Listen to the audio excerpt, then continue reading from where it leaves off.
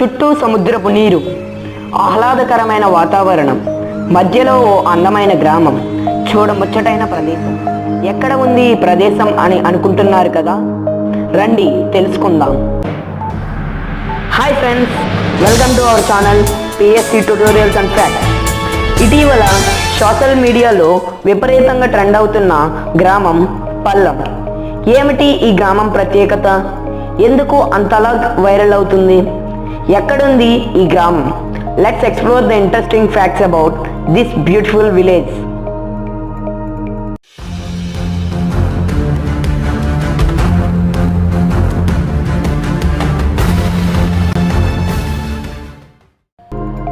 Hi friends, Pallam అనే గ్రామం వెళ్ళడానికి సిద్ధపడుతున్నాం ఫ్రెండ్స్.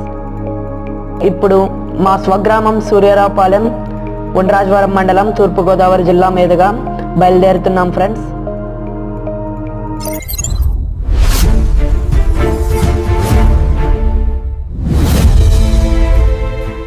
చూడండి ఫ్రెండ్స్, ఇక్కడ సూర్యారావుపాలెం అనేది ఒక పల్లెటూరు వాతావరణంతో ఉన్న ప్రదేశం.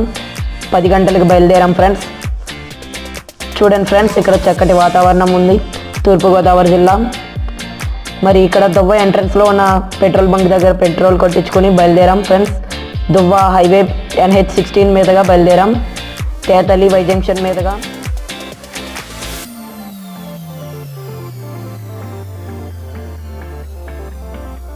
తణుకు మీదుగా పెరవలి వెళ్ళాం ఫ్రెండ్స్. మరియు ఇక్కడ కండవల్లి మీదుగా వశిష్ఠ గోదావరి నది మీద ఉన్న సిద్ధాంతం బ్రిడ్జ్ దగ్గర ఆగి, సో ఇక్కడ గోదావరి ఉధృతంగా ప్రవహిస్తుంది. తిరిగి బయలుదేరదాం. రావులపాలెం మీదుగా కోనసీమ జిల్లాలోకి ఎంటర్ అయ్యాం. కోనసీమ జిల్లా అనగానే ప్రకృతికి పెట్టిన పేరు. ఇక్కడ మనం 12:30కి పల్లం గ్రామం చేరుకున్నాం. సుమారు 2.5 గంటలు పట్టింది ఫ్రెండ్స్. మొత్తం 80 కిలోమీటర్లు ట్రావెల్ చేసాం. జనరల్గా చుట్టూ సముద్రపు నీరు ఆవరించబడి ఉండే భూభాగాన్ని దీవి లేదా ఐలాండ్ అని అంటారు.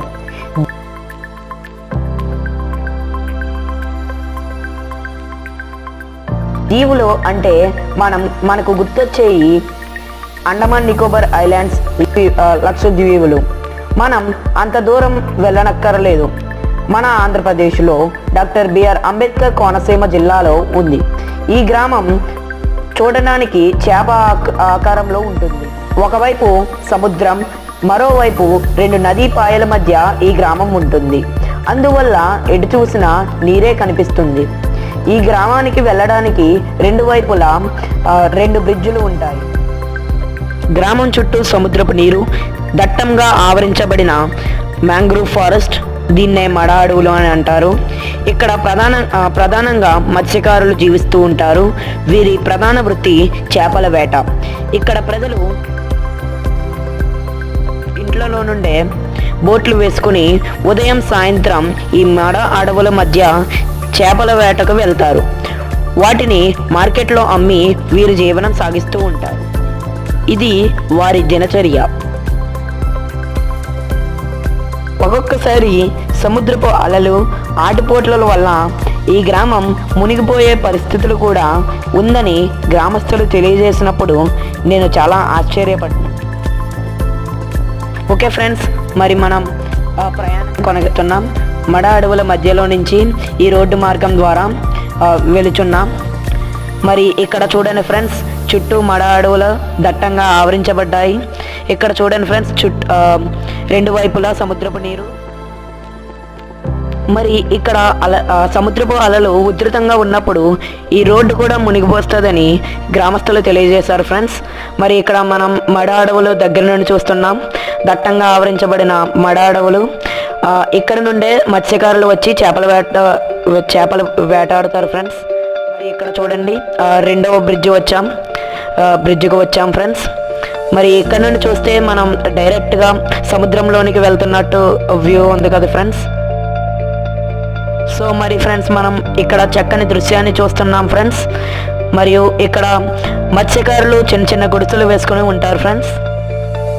మార్గం మధ్యలో ఇక్కడ ఒక టెంపుల్ చూసాం ఫ్రెండ్స్, చాలా ఎత్తులో నిర్మించారు. ఎందుకంటే సముద్రం అలల ద్వారా మునిగిపోతుంది కాబట్టి. ఇక్కడ మనం ఈ గ్రామం సమీపంలో ఉన్న నీళ్ళరేవు బీచ్ దగ్గరకు వచ్చాం ఫ్రెండ్స్. మరి ఇదే బే ఆఫ్ బెంగాల్ అంటారు, బంగాళాఖాతం. మరి ఇక్కడ మేము చాలా బాగా ఎంజాయ్ చేసాం ఫ్రెండ్స్. ఇదే ఒక సుందరమైన దృశ్యం ఫ్రెండ్స్. ఓకే ఫ్రెండ్స్, ఇక్కడతో మన పల్లం ఐలాండ్ పర్యటన ముగిసింది. మరి ఈ ట్రిప్లో నాతో పాటు మీరు కూడా బాగా ఎంజాయ్ చేశారని అనుకుంటున్నాను. Hope you enjoyed well. Stay tuned for more interesting facts. Thank you. Bye bye.